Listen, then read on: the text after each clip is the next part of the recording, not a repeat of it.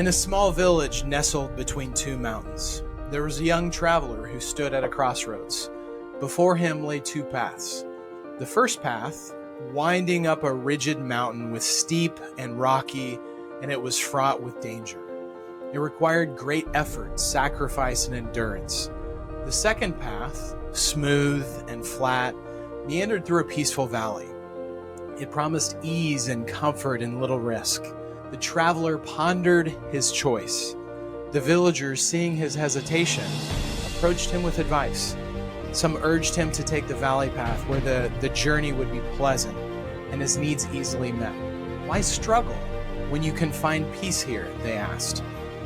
But a wise elder, who had seen many travelers before, spoke softly to the young man. The valley path may seem inviting now, but it leads only to the far side of the mountain, where the days blend into one another and nothing ever changes. Many who choose that way may grow complacent and their dreams slowly wither. The mountain path, the elder continued, is treacherous and demanding. Those who dare to climb it find more than just challenges. They discover their strength, their courage, and their true purpose of their journey. At the peak, they're rewarded with a view of the world that few ever see, and with it, a deep and lasting joy.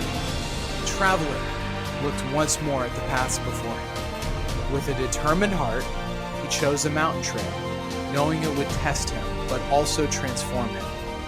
He left beyond the comfort of the valley, embracing the trials of the climb, and in time he reached the summit. From there, he looked back on the journey, grateful for the struggles he had faced.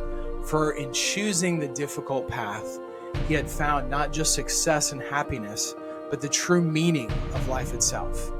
And so the young traveler learned that the easy road may offer comfort, but the difficult path leads to the greatest rewards. Right now, is life hard or is it easy for you?